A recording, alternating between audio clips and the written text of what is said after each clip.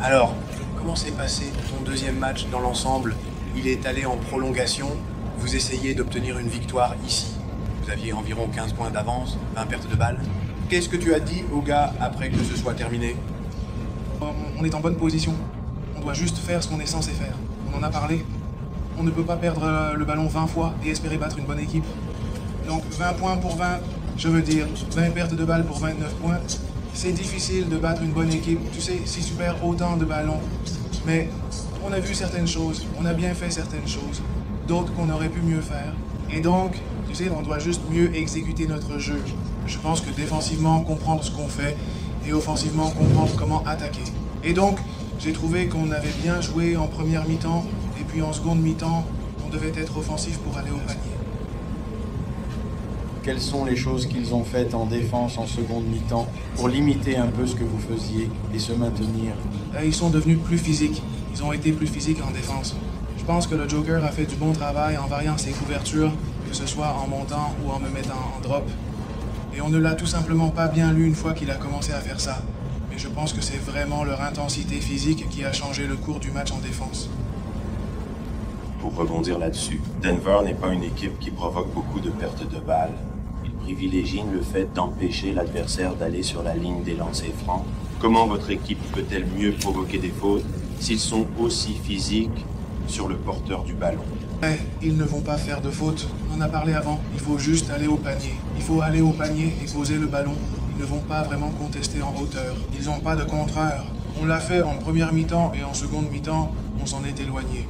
Ce sont des choses dont on a parlé avant le match. Tu sais, les rebonds offensifs, on a bien géré sauf pendant les 4 dernières minutes du match. Et puis, 20 pertes de balles, c'est beaucoup trop pour espérer battre une équipe, surtout à l'extérieur. Désolé, est-ce que la fatigue a joué un rôle en seconde mi-temps, en particulier au troisième quart-temps avec mes gars?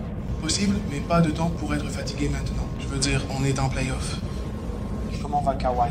Tu as raccourci sa rotation au premier et troisième quart. Tu le laisses sur le terrain jusqu'à la fin. Là, tu l'as sorti vers 5 minutes. Est-ce que c'était prévu à l'avance ou bien juste? Oui, monsieur. D'accord. Bonjour. Qu'est-ce que vous avez pensé de cette action un peu étrange où Nicolo s'est battu avec Jeff pour le ballon dans le quatrième quart-temps? Qu'est-ce que vous en avez pensé? Je ne l'ai pas vu.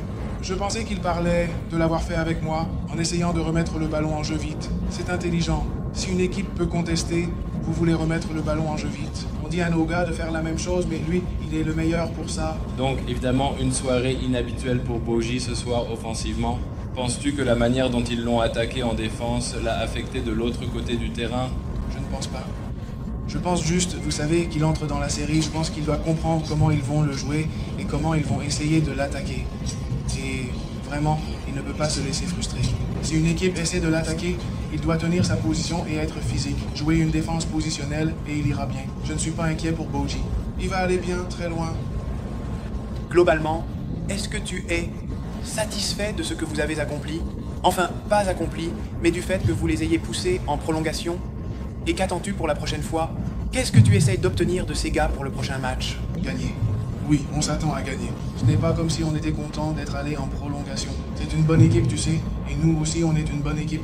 On doit juste faire ce qu'on est censé faire, prendre soin du ballon, les empêcher de prendre des rebonds offensifs, et tout ira bien. Mais si tu perds 20 ballons contre une équipe qui est une numéro 1 en transition offensive, alors tu vas perdre le match. Donc on en est conscient. On doit juste être meilleur. Merci. Merci, les gars. Kawhi, il faut que tu commences par parler des pertes de balles. Évidemment, tu n'as jamais eu un match avec Ward en play-off. Et quand tu repenses à la façon dont ces pertes de balles sont arrivées, comment penses-tu pouvoir t'améliorer à ce niveau à l'avenir? On doit juste être plus décisif, se mettre davantage en mode attaque. Et c'est tout, vraiment. Beaucoup des pertes de balles qu'on a eues, c'est tout ce qu'on pouvait faire. Que s'est-il passé? Juste au moment devant le banc, quand Jamal te défendait, et j'imagine que tu essayais de l'évaluer, et ça a fini par être une tentative difficile. Il a touché le ballon, puis ça m'a touché, et c'est sorti. Quand vous perdez un match difficile comme celui-ci en prolongation, quel est le processus maintenant en vue du deuxième match? Le processus reste le même. On va regarder ce qu'on a mal fait et, tu sais, essayer de comprendre. Je veux dire, c'était des pertes de balles ce soir, donc on doit essayer de limiter ça et être meilleur au prochain match. Kawhi, quel était l'état d'esprit général dans le vestiaire après ce match? Je veux dire, vous avez mené pendant pratiquement 40 des 48 premières minutes. Quel était le ressenti? C'était positif. Je veux dire, ce n'est que le premier match. Tu sais, Denver est une bonne équipe, surtout à domicile. Et ouais, je veux dire, il nous reste encore le deuxième match à jouer. Kawhi, tu connais évidemment bien Russ, tu le connais très bien depuis ces dernières années. Qu'est-ce que son énergie a apporté à l'équipe dans les dernières minutes du match? Il a pris des rebonds offensifs, rentré des tirs importants. Tu sais, encore une fois, c'est de là que venait l'énergie. Il a essayé de se battre et gagner. Kawhi, à quel point est-ce encourageant pour toi de voir James faire une telle performance, surtout en commençant avec 15 points dans le premier quart-temps? C'était super, tu le sais. Il a été excellent toute l'année. Il a été excellent ce soir. Et tu sais, il nous a pratiquement porté tout au long du match. Merci beaucoup.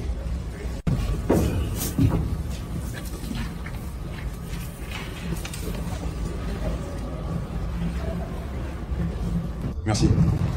James. Vous avez eu 20 pertes de balles. À quel point est-ce que tu t'en tiens pour responsable? C'est ça le match. C'est ça le match? C'est ça le match, rien d'autre. C'est ça le match. Mec, pour la suite, quelle est l'idée pour mieux protéger le ballon? Et qu'est-ce que vous devez faire d'autre pour mieux exécuter et essayer de gagner? Ces pertes de balles, mec, c'était juste une question de pression.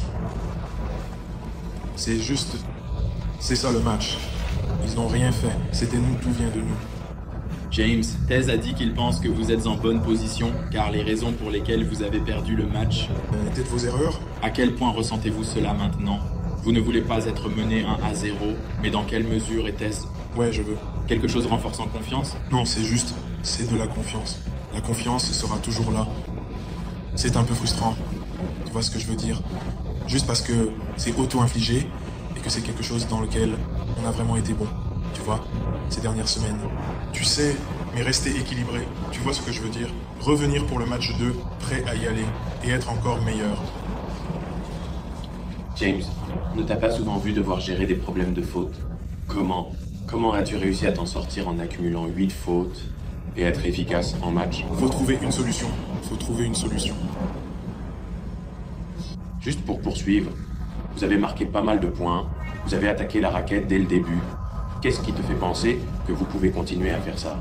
Et comment fais-tu, en quelque sorte, pour que tes coéquipiers, pas forcément avec toi, mais que tes coéquipiers continuent à faire ça, que le ballon soit entre tes mains ou non quand ils attaquent? Ça fait juste partie du plan de jeu, aller dans la raquette. Tu sais, quand on va dans la raquette, de bonnes choses se produisent pour nous. Donc, tu sais, on en a parlé ces derniers jours, et même ce soir, tu sais, aller dans la raquette, et de bonnes choses se produisent. On génère des lay-ups et des tirs ouverts pour notre équipe.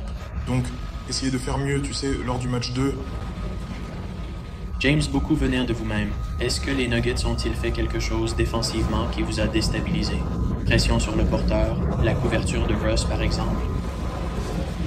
Non, on a regardé le match. Je pense que dans la première mi-temps, on a eu 10 pertes de balles. Et ils ont marqué, je crois, 14 ou 15 points.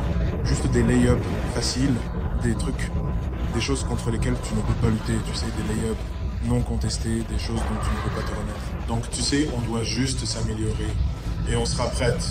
Même avec la frustration, est-ce que c'est la confiance que vous avez? Vous savez, si vous voyez ce schéma, ces mêmes types de couverture, que vous pouvez les résoudre? Il n'y a qu'une poignée de choses que tu peux faire, tu sais, défensivement. Tu vois ce que je veux dire? Donc, tu sais, soit Joker, il va monter en haut du terrain pour essayer de blitzer, soit il va rester en couverture profonde. Pour nous, c'est juste, tu sais, réussir à prendre un tir vers le panier. Et tu sais, se donner une chance de faire bouger l'attaque.